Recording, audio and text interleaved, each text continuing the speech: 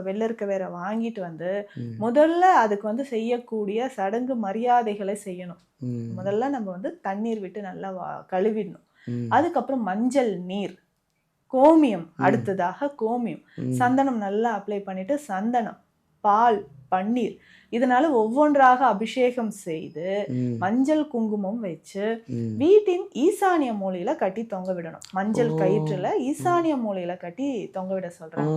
ம். வெளியில போகும்போது நம்ம அதை வந்து தொட்டு கும்பிட்டுட்டு போறது நல்லது.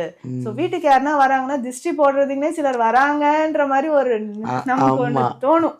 ம். அது எல்லாமே அதை தாண்டி உள்ள வராது. ம். ஸோ நம்மவும் வெளியே போகும்போது அதை பார்த்துட்டோ இல்லை கும்பிட்டுட்டு போகும்போது நமக்கு காரிய சித்தி உண்டாகும். நம்ம நினைக்கக்கூடிய நல்ல காரியங்கள் இந்த கடவுள் அனுகிரகத்தோட இது நம்ம செய்யக்கூடிய முயற்சியும் உழைப்பும் நல்லா கடவுளோட ஆசையும் இருக்கும்போது இதையும் நம்ம செஞ்சுட்டு வந்தோம்னா நீங்க கேட்ட மாதிரி இந்த காரிய தடைகள் எல்லாமே விலகுது. இல்லைங்க ஈசானிய மூலையெல்லாம் தெரியல என்ன பண்ணலாம்னா வீட்டு பூஜை அறையில வச்சே இதை நம்ம வந்து டெய்லி நம்ம கும்பிட்டுட்டு வரலாம்.